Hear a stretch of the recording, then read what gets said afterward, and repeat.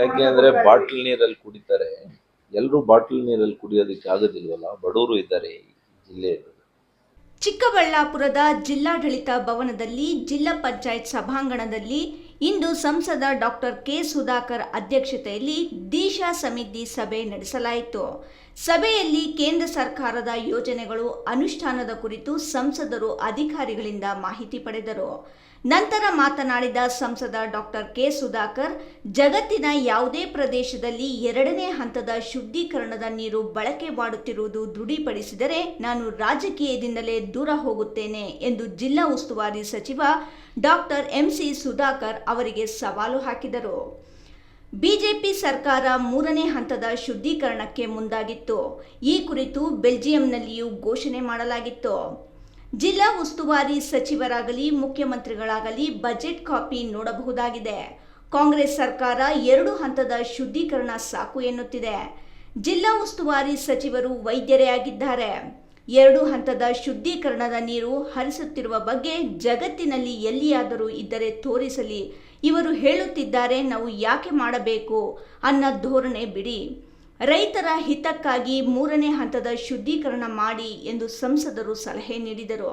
ಮೂರನೇ ಹಂತದ ಶುದ್ಧೀಕರಣ ಮಾಡಿದರೆ ನಿಮ್ಮ ಸರ್ಕಾರ ಮತ್ತು ನಿಮ್ಮ ಮುಖ್ಯಮಂತ್ರಿಗಳಿಗೆ ಕ್ರೆಡಿಟ್ ಕೊಡುವ ಜೊತೆಗೆ ಅಭಿನಂದನೆ ಹೇಳುತ್ತೇನೆ. ಇನ್ನು ಕೇಂದ್ರ ಸರ್ಕಾರದಿಂದ 2ನೇ ಹೆರಿಗೆಯಲ್ಲಿ ಹೆಣ್ಣು ಮಗು ಜನಿಸಿದರೆ 6,000 ರೂಪಾಯಿ ಸಹಾಯಧನ ಕೇಂದ್ರದಿಂದ ನೀಡಲಾಗುತ್ತದೆ. ಚಿಕ್ಕಬಳ್ಳಾಪುರ ಜಿಲ್ಲೆಯಲ್ಲಿ 4,800 ಮಂದಿಗೆ ಈ ಅನುದಾನ ನೀಡಲಾಗಿದೆ. ಪೋಷಣ್ ಅಭಿಯಾನದ ಬಗ್ಗೆ ಸಭೆಯಲ್ಲಿ ಚರ್ಚೆ ಮಾಡಲಾಗಿದೆ.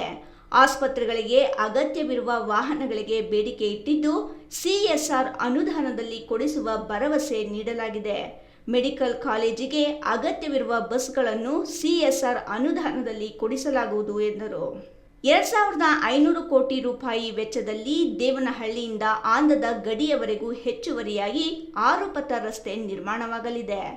NH-44 ಶೀಘ್ರದಲ್ಲೇ ದಶಪಥ ರಸ್ತೆಯಾಗಲಿದೆ. ಈಗಿರುವ 4 ಪಥಕ್ಕೆ 6 ಪಥ ಸೇರಿಸಿ ದಶಪಥ ರಸ್ತೆ ಮಾಡಲಾಗುವುದು. ಇದಕ್ಕೆ ಭೂಮಿ ವಶಕ್ಕೆ ಪಡೆಯುವ ಅಗತ್ಯವಿಲ್ಲ. ಈಗಾಗಲೇ ಭೂಮಿ ಇದೆ. ಕೇವಲ 13 ಎಕರೆ ಮಾತ್ರ ಅಗತ್ಯವಿದ್ದು ಅದನ್ನು ಪಡೆಯಲು ಯಾವುದೇ ಸಮಸ್ಯೆ ಇಲ್ಲ. ರಾಷ್ಟ್ರೀಯ ಆರೋಗ್ಯ ಮಿಷನ್ ಅಡಿಯಲ್ಲಿ ಜಿಲ್ಲೆಗೆ 65 ಲಕ್ಷ ಸಂಪೂರ್ಣವಾಗಿ ಕೇಂದ್ರ ಸರ್ಕಾರ ಅನುದಾನ ನೀಡಿದೆ ಎಂದರು. ಯಾಕೆ ಅಂದ್ರೆ ಬಾಟಲ್ ನೀರಲ್ಲಿ ಕುಡಿತಾರೆ. ಎಲ್ಲರೂ ಬಾಟಲ್ ನೀರಲ್ಲಿ ಕುಡಿಯೋದಕ್ಕೆ ಆಗೋದಿಲ್ವಲ್ಲ, ಬಡವರು ಇದ್ದಾರೆ ಈ ಜಿಲ್ಲೆಯಲ್ಲಿ. ಅವರು ಡಾಕ್ಟ್ರು ಅಂತ ತಿಳ್ಕೊಂಡಿದ್ದೀನಿ. 2ನೇ ಹಂತದ ಶುದ್ಧೀಕರಣ ಮಾಡುವಂಥ ನೀರನ್ನು ಸೇವಿಸಿದರೆ ಅದು ಕ್ಷೇಮ ಅಂತ ಹೇಳ್ತಾರೆ ಅಂದರೆ ನಾನು ಇನ್ನೇನು ಹೇಳಕ್ಕಾಗ್ತದೆ. ಮತ್ತೆ ಮತ್ತೆ ಎಲ್ಲ ಸೈಂಟಿಸ್ಟ್ ಯಾಕೆ ಹೇಳ್ತಾ ಇದ್ದಾರೆ? ಮತ್ತೆ ಸೈಂಟಿಸ್ಟ್ ರಿಪೋರ್ಟ್ಸಲ್ಲಿ ಯಾಕೆ ಕೊಟ್ಟಿದ್ದಾರೆ? 2ನೇ ಹಂತದ ಎಲ್ಲೂ ವಿಶ್ವದಲ್ಲಿ, ನಾನು ಹೇಳ್ತಾ ಇದ್ದೀನಿ, ಪ್ರಪಂಚದ ಯಾವ ದೇಶದಲ್ಲಿ 2ನೇ ಹಂತದ ನೀರನ್ನು ಕೃಷಿಗಾಗಲಿ ಕುಡಿಯೋ ನೀರಿಗಾಗಲಿ ಸೇವನೆ ಮಾಡಿದ್ದಾರೆ ನಾನು ಹೇಳ್ಬಿಡ್ಲಿ, ನಾನು ರಾಜಕಾರಣದಿಂದನೇ ದೂರ ಹೋಗ್ತೀನಿ. ಸೊ 2,500 ಕೋಟಿ ರೂಪಾಯಿಯಲ್ಲಿ ದೇವನಹಳ್ಳಿಯಿಂದ ಹಿಡಿದು ಆಂಧ್ರ ಗಡಿವರೆಗೂ ಕೂಡ ಅಡಿಷನಲ್ ಆಗಿ 6 ಲೇನ್ ರೋಡನ್ನು ಮಾಡ್ತಾ ಇದ್ವಿ. ಈಗ ಪ್ರಾರಂಭ ಆಗ್ತದೆ. ಈಗೆಲ್ಲ ಕೂಡ ಅಲೈನ್ಮೆಂಟ್ ಎಲ್ಲ ಆಗಿದೆ. ಕೇಂದ್ರ ಸರ್ಕಾರ ಕೂಡ ಒಪ್ಪಿದೆ. ಬಹುಶಃ 3 ತಿಂಗಳಲ್ಲಿ ಪ್ರಾರಂಭ ಆಗ್ಬೋದು. ಟೆಂಡರ್ ಎಲ್ಲ ಆಗಬೇಕು. ಟೆಂಡರ್ ಎಲ್ಲ ಆದಮೇಲೆ 3-4 ತಿಂಗಳಲ್ಲಿ ಪ್ರಾರಂಭ ಆಗ್ತದೆ. ಇದು ಒಂದು ಮೇಜರ್ ವರ್ಕ್ ಇದೆ.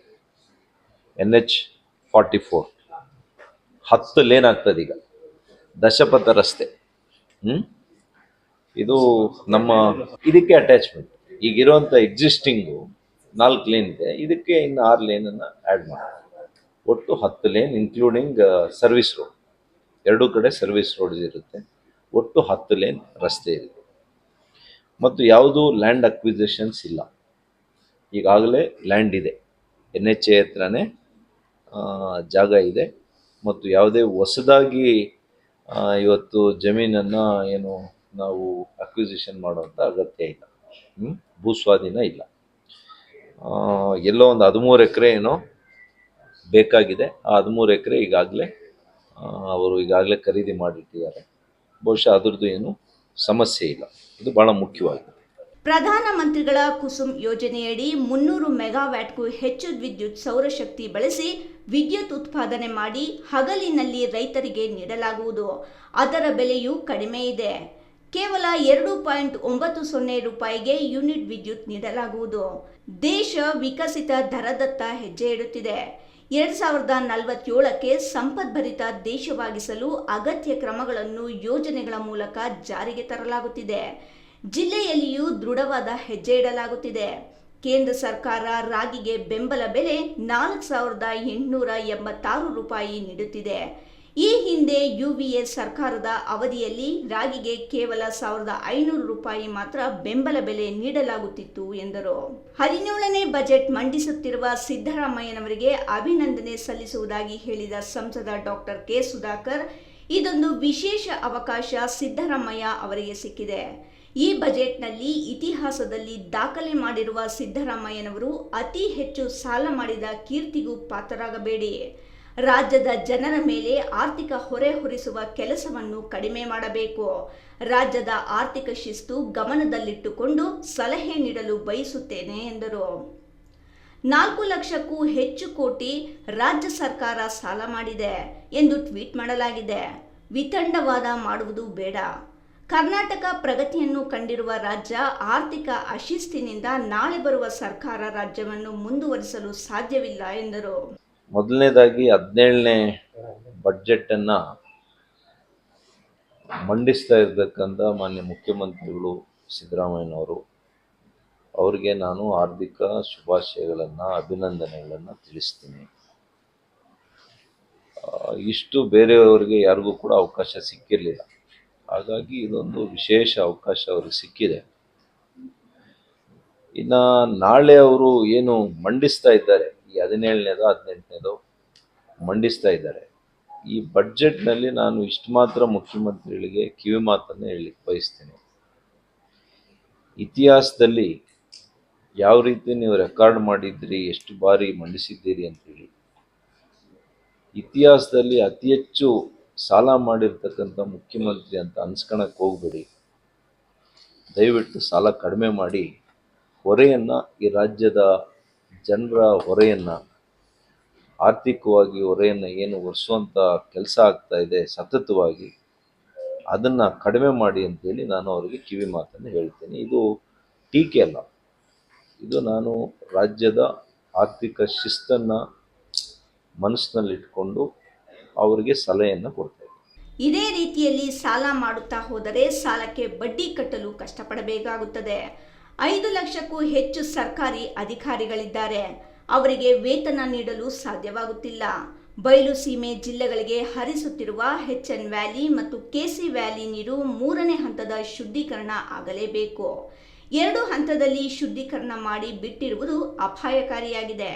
ಮಾನವೀಯ ದೃಷ್ಟಿಯಿಂದ 3ನೇ ಹಂತದ ಶುದ್ಧೀಕರಣ ಮಾಡಿ, 3ನೇ ಹಂತದ ಶುದ್ಧೀಕರಣ ಮಾಡದಿದ್ದರೆ ಮುಂದಿನ ದಿನಗಳಲ್ಲಿ ಉಗ್ರ ಹೋರಾಟ ಮಾಡುವ ಎಚ್ಚರಿಕೆಯನ್ನು ಸಂಸದರು ರಾಜ್ಯ ಸರ್ಕಾರಕ್ಕೆ ನೀಡಿದರು. ವ್ಯಾಪ್ತಿಯಲ್ಲಿ ಜಕ್ಕಲಮಡುಗುವಿಂದ ಬರ್ತಾ ಇದೆ, ಕೆಲವು ಬೋರುಗಳಲ್ಲಿ ಬರ್ತಾ ಇದೆ, ನಿಜಾನೇ ಕೆಲವು ಬೋರುಗಳಲ್ಲಿ ಬರ್ತಾ ಇದೆ. ಭಾಳಷ್ಟು ಜನ ನನಗೇನೆ ಫೋನ್ಗಳಲ್ಲಿ ಮಾತಾಡ್ತಾರೆ.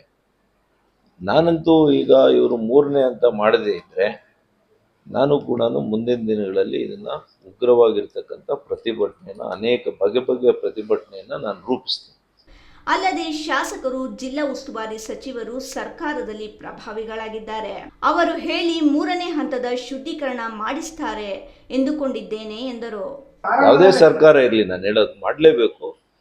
ಬಹುಶಃ ಮುಖ್ಯಮಂತ್ರಿಗಳು ಇದನ್ನೆಲ್ಲ ಕೂಡ ನೋಡಿದ ಮೇಲಾದರೂ ಇದನ್ನೆಲ್ಲ ತಿಳ್ಕೊಂಡಿರ್ತಾರೆ ಅಂತ ಅನ್ಕೊಂಡಿದ್ದೀನಿ. ಮತ್ತು ಇಲ್ಲಿನ ಶಾಸಕರು ಕೂಡ ಹಿಂದೆ ಭಾಳ ಹೇಳ್ತಾ ಇದ್ರು, ನಾನು MLA ಇರೋ ಕೂಡ ಹೇಳ್ತಾ ಇದ್ರು. ಈಗ ಅವರೇ MLA ಆಗಿಬಿಟ್ಟಿದ್ದಾರೆ.